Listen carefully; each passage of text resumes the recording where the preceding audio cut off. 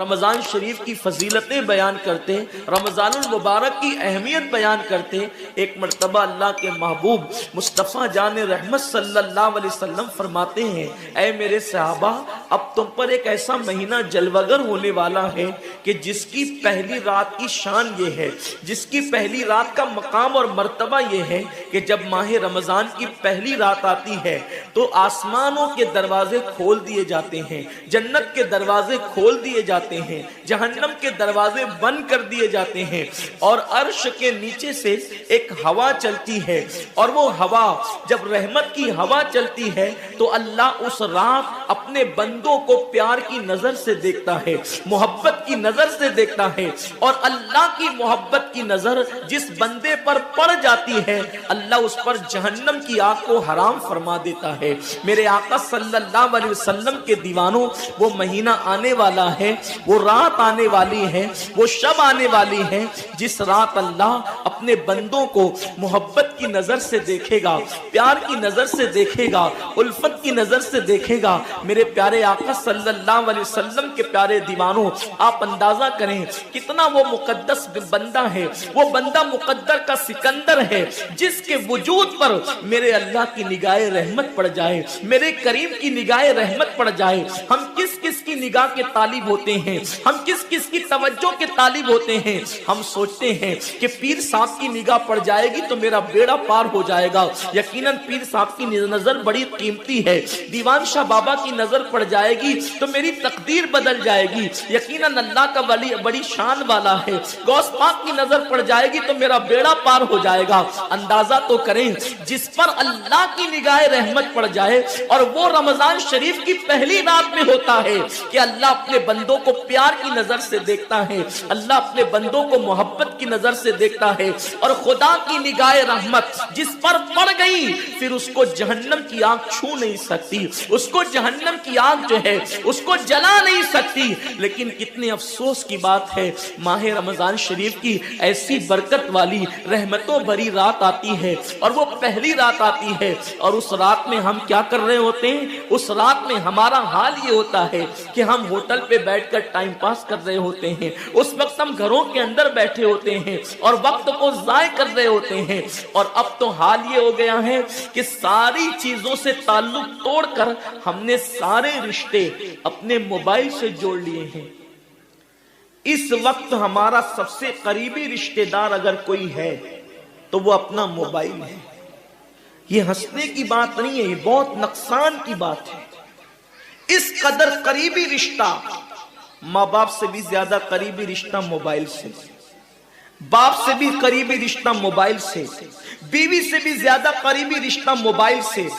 آپ کہیں گے اتنا قریبی رشتے کی آپ بات کرتے ہیں؟ ہم کہتے ہیں جو جتنا قریبی رشتہ دار ہوتا ہے اس پر توجہ اتنی زیادہ ہوتی ہے، اس سے پیار اتنا زیادہ ہوتا ہے، اس کی طرف توجہ اتنی زیادہ ہوتی ہے، اس سے لگن اتنا زیادہ ہوتا ہے۔ ہماری آنکھ ابھی بستر پر کھلی نہیں ہوتی اور ہم سیدھا ہاتھ اٹھا کر کے آدھی آنکھیں بند ہوتی ہے اور آدھی آنکھیں کھلی ہوتی ہے، اور ہم پہلے اپنے موبائل کی طرف ہاتھ بڑھاتے ہیں، کسی کا میسج تو نہیں آیا۔ میرے پیارے آقا صلی اللہ علیہ وسلم کے پیارے دیوانوں، امی کے پاس بیٹھے ہیں پھر بھی موبائل، بیوی کے پاس بیٹھے ہیں پھر بھی موبائل، والد کے پاس بیٹھے ہیں پھر بھی موبائل۔ حد تو یہ ہے کہ مسجدوں کے اندر بیٹھے ہیں پھر بھی موبائل۔ یقیناً اگر کام کے میسیجز ہو اور اگر کام اور ضروری چیز ہو، ٹائم دیکھنا ہو تو آپ یقیناً موبائل کو ہاتھ میں لیں، موبائل کوئی بری چیز نہیں ہے۔ لیکن انسان کتنا ڈوب گیا، عبادت کا سارا وقت انسان اپنے موبائل پر ضائع کرتا ہے۔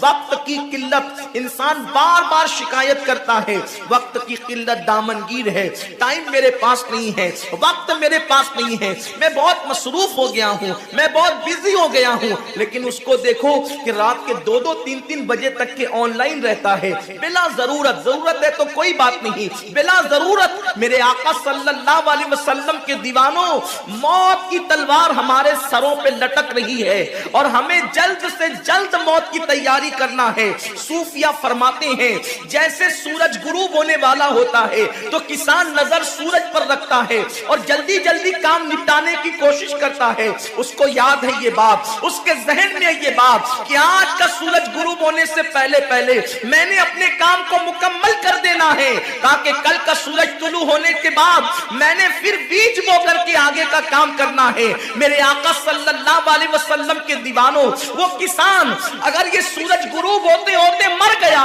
تو کل اس کا کام کوئی اور کر جائے گا، اس کا بیٹا بیج بوئے گا، اس کی بہو بیج بوئے گی، اس کی بیوی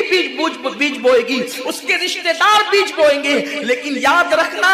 اگر دنیا کے اندر ہماری زندگی کا سورج غروب ہو گیا تو پھر نیکیوں کا بیج ہماری جگہ کوئی نہیں بو سکتا۔ اللہ رب العزت نے کبھی ماہ رمضان کی شکل میں، کبھی شب برات کی شکل میں، کبھی شب قدر کی شکل میں، کبھی اللہ اکبر ماہ شعبان کی شکل میں، کبھی لیلۃ البراء کی شکل میں، کبھی شب معراج کی شکل میں، کبھی لیلۃ الجمعہ کی شکل میں یہ حسین قیمتی لمحات ہمیں اس لیے عطا فرمائے ہیں کہ میرے بندے اگر تو گناہوں کے اندر ڈوب گیا ہے، یہ مخصوص راتیں تجھے دے رہا ہوں، مخصوص دن تجھے دے رہا ہوں، ان راتوں میں میری عبادت کر لے، ان دنوں میں میری عبادت کر کے مجھے راضی کر لے تاکہ میں تیری مغفرت کر دوں۔ اور پھر رمضان شریف کی تو بات ہی جدا ہے۔ ماہ رمضان تمام مہینوں کا سردار ہے۔ میرے آقا مصطفیٰ کریم رؤوف الرحیم صلی اللہ علیہ وسلم فرماتے ہیں ماہ رمضان کو سارے مہینوں پر ایسی فضیلت ہے جیسے مجھ محمد کو تمام مخلوق پر فضیلت حاصل ہے۔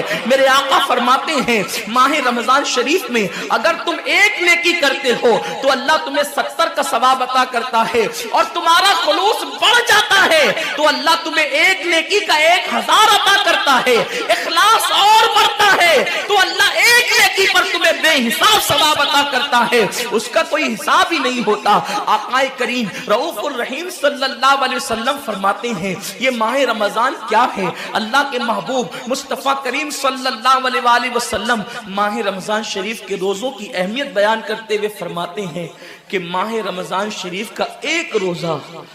اگر کوئی چھوڑ دے اور پھر ساری زندگی اس کے بدلے میں روزہ رکھے تو ساری زندگی کے روزے اس ایک ماہ رمضان کے روزے کے برابر نہیں ہو سکتے۔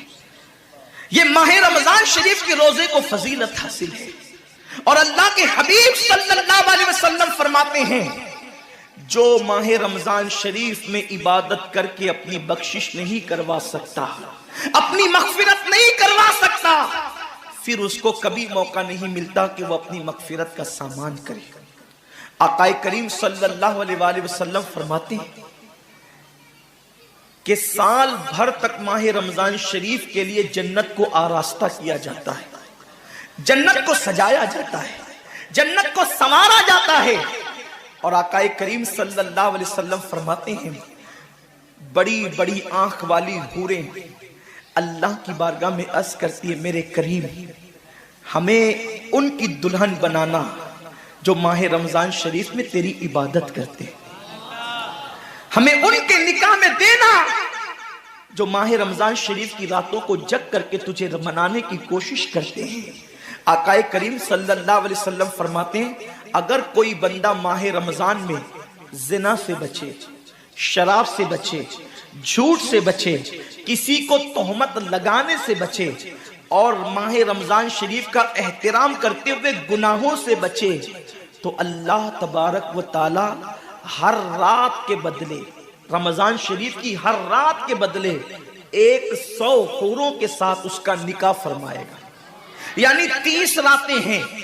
تو 100 حوروں کے ساتھ اس کا نکاح ہوگا۔ اور آقا کریم صلی اللہ علیہ وسلم فرماتے ہیں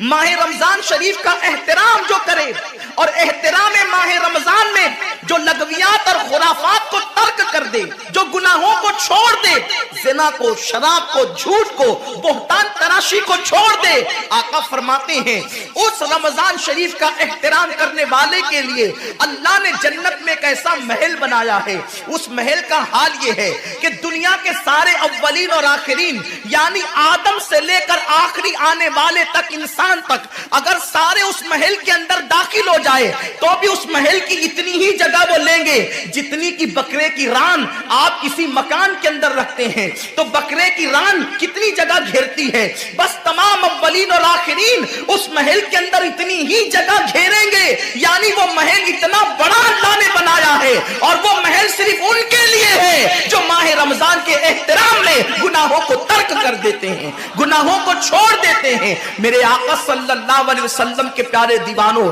لیکن افسوس ہم اور دنوں کی طرح ماہ رمضان شریف کی راتوں کو ضائع کر دیتے۔ تاجروں کا سیزن آتا ہے تو تاجر پہلے سے تیاری کرتے ہیں کہ اس سیزن کے اندر میں نے مالدار بننا ہے، اتنا مال میں نے کمانا ہے کہ پھر میں نے سارے سال گھر میں بیٹھ کر کے کھانا ہے۔ ٹیلر لوگ تیاری کرتے ہیں، عید کے موقع پہ اتنی محنت کریں گے رات دن کہ سال بھر اگر کوئی کسٹمر نہ بھی آئے تو وہ گھر بیٹھ کے آرام سے کھا سکے۔ کپڑے والے سوچتے ہیں کہ سیزن آئے گا، جو بھی سیزن ان کا آتا ہے اتنا کمائیں گے کہ سال بھر بیٹھ کے کھائیں گے۔ لوگوں، جیسے کپڑوں کا سیزن آتا ہے، ٹیلروں کا سیزن آتا ہے، پھلوں کا سیزن آتا ہے، ایک سیزن نیکیوں کا بھی آتا ہے، ایک سیزن مغفرت کا بھی آتا ہے، ایک سیزن جنتی بننے کا بھی آتا ہے، ایک سیزن اللہ کو راضی کرنے کا بھی آتا ہے۔ ارے یہ کیا کم ہے؟ میرے رسول سچے نبی صادق و مصدوق نبی نے فرمایا، ماہ رمضان کی ہر رات اللہ پہلے آسمان پہ تجلی کرتا ہے اور اللہ اپنے بندے سے پکار پکار کر غروب آفتاب سے لے کر صبح صادق طلوع ہونے تک کہتا ہے، میرے بندے اگر تو گنہگار ہے تو مجھ سے معافی طلب کرتا کہ میں تیری مغفرت کر دوں، میں تجھے جنت کا پروانہ عطا کر دوں۔ اگر تو غریب ہے تو مجھ سے دولت مانگتا کہ میں تجھے دولت عطا کر دوں، اگر تو نعمت سے محروم ہے تو نعمت مانگتا کہ میں تجھے نعمت عطا کر دوں۔ یہی وجہ تو ہے حضرات صحابہ کرام جب رمضان شریف آتا تو وہ ایسے تیاریاں کرتے تھے